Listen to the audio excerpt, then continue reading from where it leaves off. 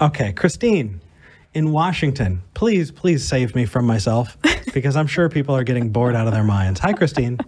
Hi, everybody. It's a pleasure and an honor to be here and talk to you two. You guys are my most favorite YouTube channel people. Yay, Thank you. I have let me give you a little bit of a background. I'm a recovered alcoholic. Mm-hmm. And,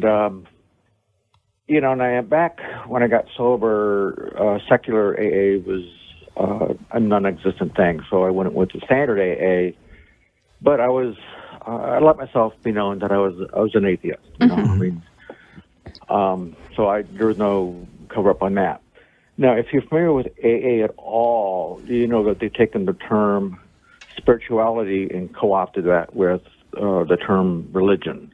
Mm-hmm. And so I consider myself a spiritualist. Okay. And what prompted this call is I was watching another podcast where the speaker was going by the Oxford Dictionary definition of spirituality, and that one also did cover and say spirituality relates to religion, which I want nothing to do with. Right.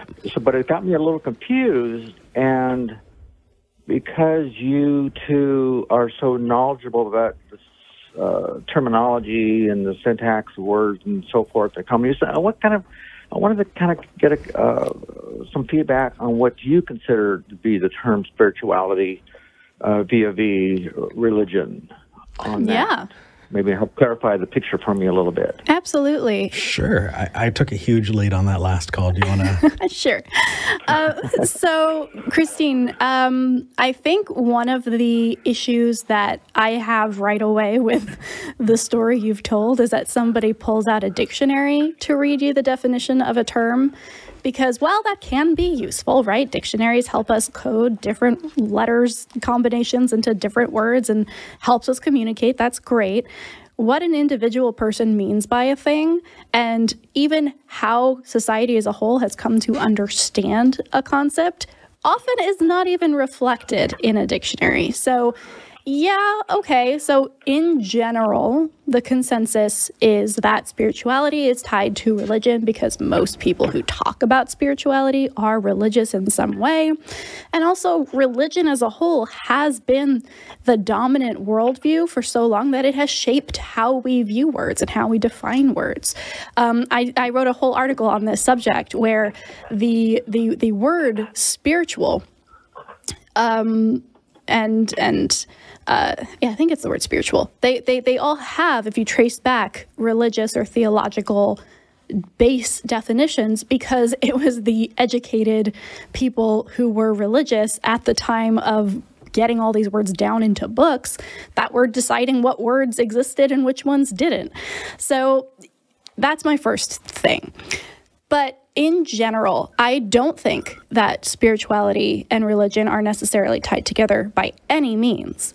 I think that religion has co-opted spirituality, or what we mean when we talk about spirituality in a non-religious context. So feelings of awe and connection with the universe and, being one of many and being maybe in sync with people that you don't know, but you are in the same space with, sharing an emotional experience. Like all of these things that we talk about when we mean spirituality were co-opted by religion and made synonymous. But if you were to tease those apart, spirituality is not only something that is inherent to us beyond the constructs of religion, it also is in other animals as well. Like we could very easily talk about elephants and corvids, like crows. Like they have what we would probably consider a spirituality aspect, that ritualization of actions, or those reverent memories of community members that have passed. Like all of these things we would consider spiritual if talking about humans, and are present in other animals that are sufficiently conscious.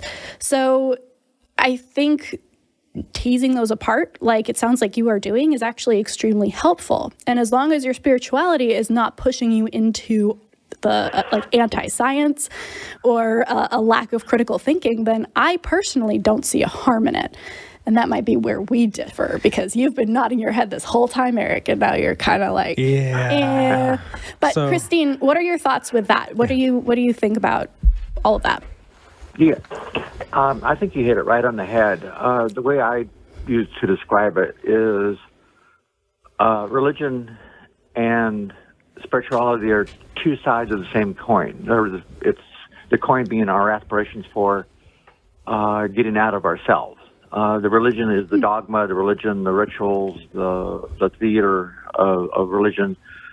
Whereas on the other side, spirituality is introspection, mental thought processes, aspirations to be a better person. That's kind of a lot of words there, but in other words, it doesn't require an external entity. In other words, we look to ourselves for betterment, appreciation for our fellow humans, and acknowledgement of nature and the beauty of that.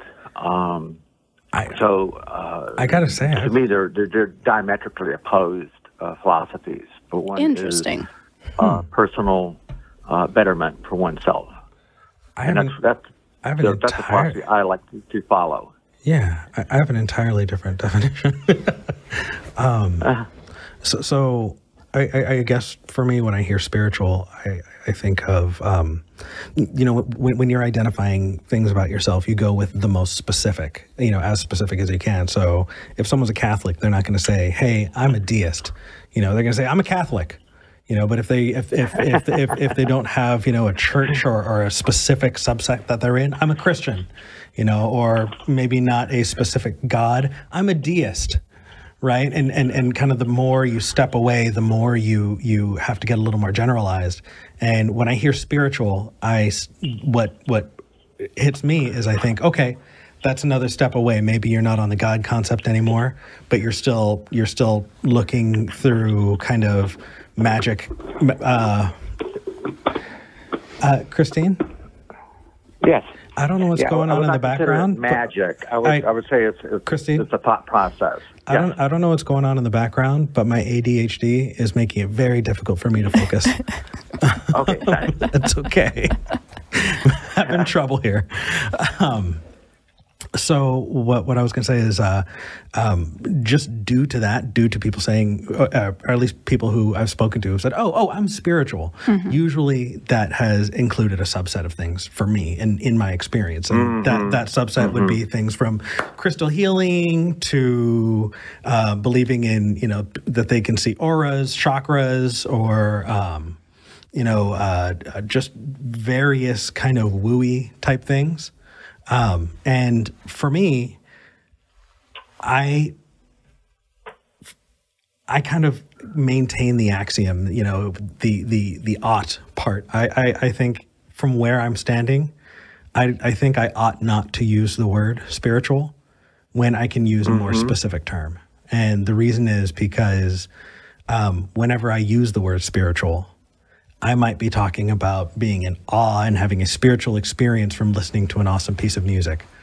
But I try and be very specific and not use that spiritual word because it just supports a foundation that also holds a whole bunch of weird wooey thoughts as well. And so because of that, while spiritual is a great word, it's just become so watered down that I think I want to be as specific as I can. So I try to use that as little as possible.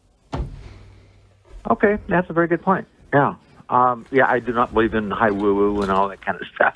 Actually, believe much more in the scientific aspects of observable facts. Where we can, yeah, absolutely. Yes. Yeah. So that's where I'm coming from on that. So, yeah, that was very helpful. Yeah, I think the takeaway here more than anything else is we just had a conversation between three people who have thought about this a lot, all of whom had a different definition of spirituality. Yeah. So the fact that your conversation was dismissed because the dictionary didn't match what you were saying, to me feels like a cop-out, right? The much more interesting conversation here is, okay, what is your definition? How does it conflict with mine? And can we find that kernel of common ground and maybe build from there. Yeah. So I love this kind of conversation. So thanks for calling in, Christine. Thank you. Oh, my pleasure. Thanks so much. Keep up the great work you guys do. Thank We'll you do so our much. best. Bye. Bye. You know, I agree with that so wholeheartedly. Just, I don't ever want to be the guy that dies on a hill over a word, over a definition of a single word. You know, as Yeah. long as we understand each other, then we can move forward and have conversation. Well, the thing that confuses me about this is we as skeptics, as skeptical people, as people who appreciate science, and I'm including a bunch of people who are prescriptivists in that. We understand that our understanding of the world changes, right? And so you wouldn't die on the hill of like what some scientists discovered 30 years ago that we have since realized was inaccurate or had more information, right? We understand that that entire field is fluid and subject to change and grow and become more precise and better at explaining things.